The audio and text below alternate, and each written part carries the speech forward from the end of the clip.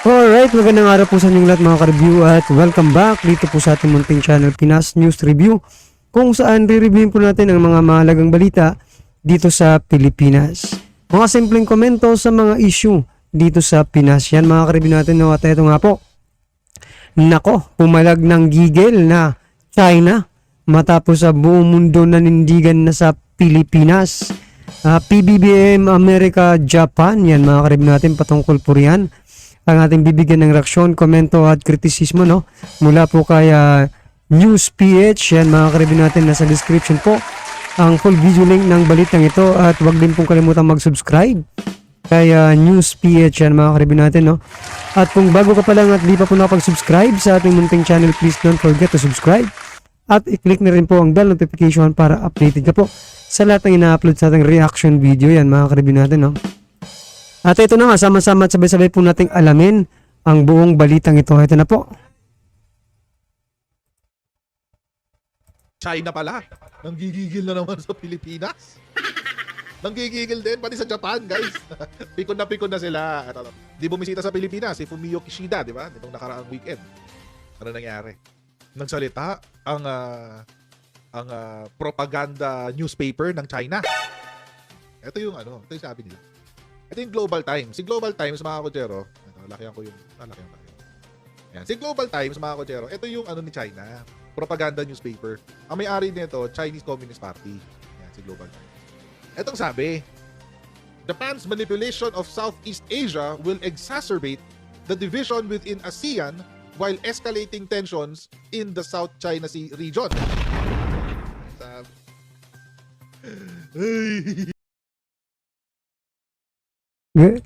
Grabe naman po mga ka-review, no? Manipulation talaga. Ang late-late po ng Japan, na ba? Kaya ba niyang manipulahin yung Southeast Asia, mga ka-review natin? Parang, di ba? Di ka panipaniwala itong article ng China, mga ka-review natin, ha? Galit na sila, guys. Promise. Ito sabi, as Prime Minister Fumio Kishida met with Malaysian Prime Minister Anwar Ibrahim. Itong linggo yan eh. Ito nangyari. On Sunday, after concluding his visit to the Philippines and vowed to strengthen security cooperation with Malaysia, experts warned on Sunday that Japan's unilateral manipulation, yan ang tawag, unilateral manipulation daw, of Southeast Asia will not only exacerbate the divisions within the ASEAN bloc, but also escalate tensions in the South China Sea region. Di nakakabahan, guys, eh. Di nakakabahan, eh. Nanggigigil si China, eh. May papropaganda, ayan, no? Sila naman sabi niya, minamanipulate daw ng Japan ang mga bansa sa ASEAN. No? Imagine, sa buong Asia, si China lang pala matatalino. Lahat ng bansa sa Asia, bobo. Sila lang daw matalino. Kasi namamanipulate tayo, eh. Namamanipulate tayo ng Japan. Namamanipulate tayo ng Amerika. Kaya lahat kayo bobo. China lang ang mahusay. Sabi, they also confirmed that their countries should accelerate coordination for the use of Japan's new security assistance framework called the Official Security Assistance, or OSA. According to Japan's design, the OSA aims to provide defense equipment with the armed forces of the so-called like-minded countries, which in simpler terms is military assistance. Gigigil talaga si Kanye, eh. Expert said, sino kaya experts to, no? Alam mo, itong si Global Times, mahilig siyang mag-drop ng mga ganito, mag-drop ng ganyang words na sabi ng mga eksperto, sabi ng mga analyst, etc. etc. Pero hindi natin alam kung sino yung expert at gaano sila karami.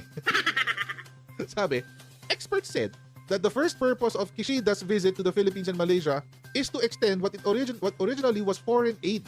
Dati rin kasi foreign aid ang gustong ang binibigay. Pero ngayon daw, kasama na ang security capabilities and military modernization capabilities. Sabi. Kasi daw, pakinggan nyo to. Bakit daw ganon? Kasi si Japan daw ay tinutulungan ang Amerika na bumuo ng Asian NATO. Parang hirap yata, no? Asian North Atlantic. Ito lang mga ka-review natin, no? Grabe yung impact, no, ng pagbisita ng Prime Minister ng Japan, no, mga ka-review natin, dito sa Pilipinas. Grabe po yung impact nila sa, sa China. Talagang pikon na pikon po talaga yung China, mga ka-review natin, no? Gigil na gigil at ano ba, kabado ba sila? Kasi pinagbabanta, di ba? Sasabihan, sabi nila, mga ka-review natin, no? Na minamanipulate daw, no? Yung Southeast Asia, mga ka-review, ng Japan, mga ka-review natin, ha? Sa bagay, mga ka-review, powerful naman ng Japan, pero, di ba? Kaya niya ba yung manipulahin lahat ng bansa sa Southeast Asia, mga ka-review natin? Di ba? Parang mahirap paniwalaan yung sinasabi ng China dito. So ngayon, napapaisip tuloy yung mga tao, mga ka-review natin na, di ba? Mismo ako, mga ka-review, napapaisip tuloy ako na credible ba itong nilabas ng China, no? Na article patungkol sa Japan, no, mga ka-review natin. Parang hindi ka panipaniwala yung kanilang propaganda. Kasi propaganda naman ito, mga ka-review natin. Sinisiraan nila yung Japan, at US, Pilipinas, no, mga ka-review natin. Talagang gigil na gigil at kabadong-kabado itong China dito sa pagbisita ng Prime Minister sa ating bansa, mga ka-review natin, Atlantic Treaty Organization. Paano? Saan ang North Atlantic? Siguro Southeast Asian Treaty Organization. SEATO? Parang ganun siguro, no? Ito na lang yung pangalan ng expert nila. Ayan, si Da Zhigang, Director of the Institute of Northeast Asian Studies, etc. etc. Isa lang pala. Isa lang pala siya, si Da Zhigang. Alam ko marami. Sabi kasi experts eh. Sabi kasi sabi experts, sabi marami eh. Isa lang pala. Si Da Zhigang lang pala. So, ito yung sinasabing China. Si China daw, minamanipulate daw ang mga bansa sa paligid ng ASEAN para labanan si China at makialam sa issue ng Taiwan. Okay. Tapos analysts, ito na naman, analysts. Sino naman tong analyst na to? Isa lang siya, si Wang Gongtao. Pero plural, pero nag-iisa lang siya. Si Wang Gongtao. Talang yun. Analysts said that the present cooperation between Japan and Malaysia in the field of security is not institutionalized but more of a verbal commitment by Japan to unilaterally promote its relations with ASEAN members, etc., etc. Japan agreed on Friday to provide coastal radar systems worth 600 million yen. Okay, actually nakuha na natin yung isa. At tumatakbo na yung isa. Tapos, during their talks, Kishida and Philippine President Ferdinand Marcos agreed to begin negotiations on a reciprocal access agreement, so ito yung VFA with Japan. At, ayun nga. Sabi, may warning daw. Sabi, the strengthening of military and security cooperation between key ASEAN members such as the Philippines and Malaysia and Japan is likely to undermine some of ASEAN's principles and centrality in regional security cooperation, sabi ni Wang. Kayo nga, ina-undermine nyo yung territorial integrity ng lahat ng bansa dyan sa may South China Sea. Wala kayong pake. See? Ito yung sabi ko sa inyo, intellectual dishonesty. Diba? Sisi nila si Japan, sinasabi nila kay Japan na nanggugulo kayo sa ASEAN kasi kinakausap mo ang Pilipinas, kinakausap niyo ang Malaysia para lumaban sa China. Na-undermine nyo yung values and principles ng buong ASEAN. Kayo nga, in-undermine mo yung territorial integrity ng Pilipinas. In-undermine nyo yung territorial integrity ng Vietnam. In-undermine nyo yung territorial integrity ng Malaysia. Diyan sa South China Sea. Tapos sasabihin nyo, kayo bida. Kalokohan yan. Alam nyo, mga kutsero, ulitin ko lang. Ako, for the most part, I don't agree with, what's his name? Yung mga dilawan na experts. Pero dito sa aspect na to, medyo I would agree with this. Ito si Jay Matumbakal. Dilaw yun. For the most part, I don't really agree sa mga sinasabi nila. Pero dito sa punto na to, I would have to say na doon sa parte ng reaksyon ng China, it seems may katotohanan yung sinasabi ni Matumbakal. No, but if they see that the Philippines does not stand alone and actually has the support of friends and allies, then it would think twice. Napapanahon ang pagbisita ni Japanese Prime Minister Fumio Kishida sa Pilipinas sa gitna ng pagsulong ng bansa sa sovereign rights sa West Philippine Sea. Ayon sa maritime law expert na si Professor J. Batombakal, magandang senyales na nagkakaroon tayo ng kaibigan at kaalyado kaugnay ng usapin natin sa pinagtatalo ng teritoryo at bunsod din ng mas maigting na kooperasyon sa pagitan ng dalawang bansa, kabilang na ang pagtulong ng Japan na mapalakas ang kapasidad ng Pilipinas sa pagbabantay ng seguridad nito, mangingimi ang China na gumawa ng mga agresibong hakbang sa West Philippine Sea. Bukod sa Agree. loob ng Japan ng 12 barko para sa Philippine Coast Guard, magbibigay din ng Tokyo ng coastal surveillance radars sa Philippine Navy. Tauna-una ang bansa ang Pilipinas na makikinabang sa katatatag ng official security assistance ng Japan. Kaugnay naman ang napipintong defense agreement sa pagitan ng dalawang bansa, partikular na ang Reciprocal Access Agreement o RAA, makatutulong itong paigtingin ang ating defense capability. China's worst nightmare from a foreign policy perspective is to see all of its neighbors joining together against it. I would have to agree. So any movement that might seem to indicate that is a cause for concern to them and will definitely cause them to pause and recalculate their moves and possibly even change their policy a bit. Suportado ni Senate President Juan Miguel Mixubiri ang isinusulong na Defense Pact sa pagitan ng Japan at Pilipinas. Yung RAA will allow our interoperability and cross-training between our two forces Itong dalawang to. in times of self-defense, but also in the times of calamity. Kasi pag may RAA, Well, mga karibin natin, ano ba ang gustong ipahiwatig, no? Ipa-express ng balitang ito sa atin, no, mga karibin natin. So, isa lang po, mga karibin natin, kung bakit, di ba? Nanggigigil po ang Japan, ang China, mga karibin natin, sa Japan. Bakit nga ba? No, dahil nga sa dito, naisip po ang opinion lang po ito, mga karibin natin, no? Dito sa mga binigay ng mga equipment, no, ng Japan sa Pilipinas na maaaring makatulong sa atin dito sa Sigalot sa West Philippine Sea. Abakala, di ba? 12 barko, mga karibin natin ang ibibigay ng Japan sa Pilipinas, which is na, di ba? Malaking tulong po ito para sa atin dito sa West Philippine Sea. At may radar pa, mga karibin natin, no?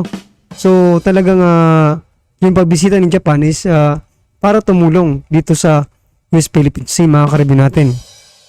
Kaya nanggigigil po yung China, mga karibin natin, dahil nga po sa mga tulong na ito. Hindi lang po sa atin, maging sa Taiwan din po diba, tumutulong ang Japan. Kaya pikon na itong China dito sa aksyon ng Japan at Pilipinas.